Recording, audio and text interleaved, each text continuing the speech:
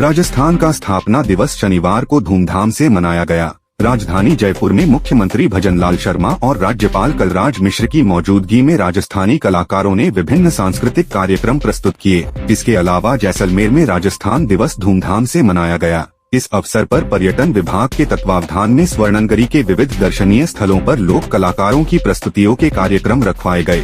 इन कलाकारों ने सोनार दुर्ग, पटवा हवेलियों और गड़ीसर सरोवर क्षेत्र में गीत संगीत व नृत्य की प्रस्तुतियां दी। उनकी प्रस्तुतियों ने सैलानियों विशेषकर विदेशी पर्यटकों को बेहद प्रभावित किया। उन्होंने इन प्रस्तुतियों को अपने कैमरों में कैद किया।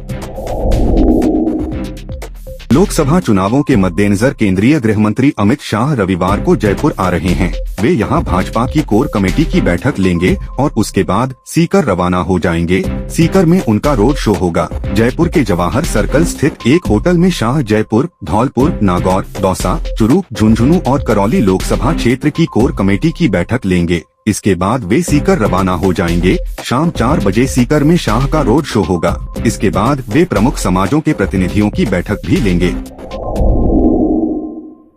राजस्थान के उदयपुर में पूर्व मुख्यमंत्री अशोक गहलोत ने कन्हैयालाल टेलर की हत्याकांड को लेकर भाजपा सरकार पर निशाना साधा है। राजस्थान के पूर्व मुख्यमंत्री अशोक गहलोत का कहना है कि 2 वर्ष पूर्व यहां हुई कन्हैयालाल टेलर की हत्या के मामले को मोदी सरकार जानबूझकर लटकाए रखना चाहती है। मोदी सरकार इस हत्याकांड का इस्तेमाल चुनावों में मतदाताओं के बीच सांप्रदायिक वैमनस्यता बढ़ाने में कर रही है। पूर्व मुख्यमंत्री अशोक गहलोत ने ये बात शनिवार को दिन में टाउन हॉल में आयोजित जनसभा में कही। गहलोत उदयपुर लोकसभा उम्मीदवार तारा चंद मीणा के समर्थन में जनसभा को संबोधित कर रहे थे। राजस्थान के लिए कांग्रेस ने लोकसभा उम्मीदवारों की छठी लिस्ट जारी कर दी है। कांग्रेस ने भीलवाड़ा से टिकट बदलते हुए अब पूर्व विधानसभा स्पीकर सीपी जोशी को उम्मीदवार बनाया है। भीलवाड़ा से पहले के उम्मीदवार दामोदर गुर्जर को राजसमंद शिफ्ट किया है। बता दें कि 2 दिन पहले ही राजसमंद से कांग्रेस उम्मीदवार सुदर्शन सिंह रावत ने टिकट लौटा दिया था। कांग्रेस ने इंडिया के तहत सीकर सीट CPIM और नागौर सीट RLP के लिए छोड़ी है। बता दें कि सीपी जोशी पहले भी भीलवाड़ा से सांसद रह चुके हैं। वो UPA 2 के टर्म में 2009 से 2014 तक भीलवाड़ा से सांसद रह चुके हैं। पहले वो इस बार चुनाव नहीं लड़ने के मूड में थे। राजस्थान के कोटा में हैंगिंग ब्रिज के पास शंभूपुरा के निकट एक भीषण सड़क हादसे में एक DSP की मौत हो गई। वहीं महिला DSP गंभीर रूप से घायल हो गई। घायल महिला DSP का कोटा के मेडिकल कॉलेज अस्पताल में इलाज चल रहा है। सूचना पर कोटा सिटी SP डॉ अमृता दुहन सहित कई पुलिस अधिकारी मेडिकल कॉलेज पहुंच गए। हादसे में मारे गए DSP Rajendra Singh Kota RAC 2nd battalion में तैनात थे और 15 दिन पहले ही उनकी पहली पोस्टिंग हुई थी। राजस्थान के करौली मंडरायल रोड स्थित नाहर कठहरा के पास पत्थर से भरी एक ट्रैक्टर ट्रॉली अनियंत्रित होकर पलट गई। ट्रॉली पलटने से ट्रैक्टर चालक की मौके पर ही मौत हो गई। पुलिस ने मृतक के शव को पोस्टमार्टम के बाद परिजनों के सुपुर्द कर दिया है। कोतवाली पुलिस मामले की जांच कर रही है। करौली शहर चौकी कांस्टेबल राम प्रकाश शर्मा ने बताया कि ट्रॉली चालक हेमराज माली मंडरायल रोड स्थित एक खदान से ट्रैक्टर ट्रॉली में पत्थर भरने गया था। वापस लौटते समय ट्रैक्टर ट्रॉली घाटी में अनियंत्रित हो गई और खदान के पास ही पलट गई। ट्रैक्टर ट्रॉली पलटने की सूचना मिलते ही आसपास के लोगों ने घायल को करौली हॉस्पिटल पहुंचाया, जहां डॉक्टरों ने जांच के बाद उसे मृत घोषित कर दिया। राजस्थान की बाड़मेर जैसलमेर लोकसभा सीट से शनिवार को रविंद्र सिंह भाटी ने नामांकन पत्र दाखिल कर दिया है। अब भाटी भी बीजेपी और कांग्रेस प्रत्याशियों के साथ मैदान में नजर आएंगे, जिसका उनके समर्थक इंतजार कर रहे थे।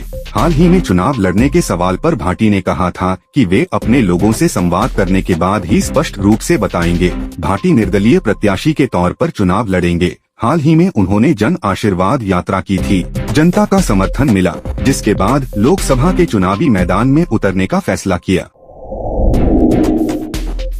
राजस्थान के उदयपुर में मेवाड़ टूरिज्म कप 2024 के 5वें संस्करण का धमाकेदार आगाज शनिवार को हुआ। शिकारबाड़ी ग्राउंड और फील्ड क्लब मैदान पर मैच खेले गए। आयोजन सचिव यदुराज सिंह कृष्णावत ने बताया कि पहले मुकाबले में ओरिका उदयपुर ने ताज होटल को 3 विकेट से हराया। निर्धारित 20 ओवर के इस मुकाबले में ताज ने पहले बल्लेबाजी करते हुए 136 रन बनाए।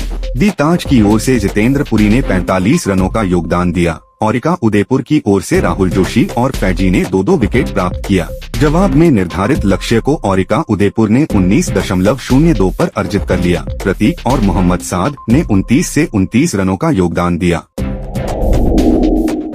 राजस्थान के बांसवाड़ा में कांग्रेस ने आयकर विभाग कार्यालय के बाहर भाजपा की अलोकतांत्रिक रीतिनीति के विरोध में धरना देते हुए प्रदर्शन किया। पार्टी जिलाध्यक्ष रमेश चंद्र पंड्या ने कहा कि भाजपा भारतीय राष्ट्रीय कांग्रेस के बैंक खातों को फ्रीज करने के अवैध प्रयास कर रही है और अब आईटी विभाग से 1823 करोड़ रुपए के भुगतान का नोटिस देकर अलोकतांत्रिक कार्यवाही की है। उन्होंने कहा कि हालात तो ये हो गए हैं कि भाजपाई कांग्रेस के मुनिम हो गए हैं। उन्होंने कहा कि खाते को फ्रीज करके लोकतंत्र पर प्रहार किया जा रहा है। यह दहशत फैलाने की कार्यवाही है। उन्होंने कहा कि भाजपा की यह नीति उसे किस मुकाम पर ले जाएगी, यह शीघ्र ही सामने आएगा। राजस्थान के जयपुर में पुलिस मुख्यालय में आगामी लोकसभा चुनाव की में शांतिपूर्ण, निष्पक्ष और स्वतंत्र मतदान की तैयारियों के संबंध गुजरात के महानिदेशक पुलिस विकास सहाय एवं राजस्थान के महानिदेशक पुलिस उत्कल रंजन साहू की अध्यक्षता में महत्वपूर्ण द्विपक्षीय बैठक आयोजित हुई। बैठक में दोनों राज्यों के पुलिस अधिकारियों ने लोकसभा चुनावों के मद्देनजर अपने अपने राज्यों के वांछित अपराधियों की सूची साझा की। वहीं शराब एवं मादक पदार्थों के माफिया गिरोह की पहचान कर उन्हें शीघ्र गिरफ्तार करने पर विचार विमर्श करते हुए इस संबंध में कड़ी कार्रवाई करने का निर्णय लिया। बैठक के दौरान गुजरात के डीजीपी और राजस्थान के डीजीपी ने दोनों के मध्य लगने वाली सीमा पर स्थित जिलों में सख्त नाकाबंदी करने, पर्याप्त संख्या में चेक पोस्ट लगाने के साथ कार्य करने पर सहमति जताई।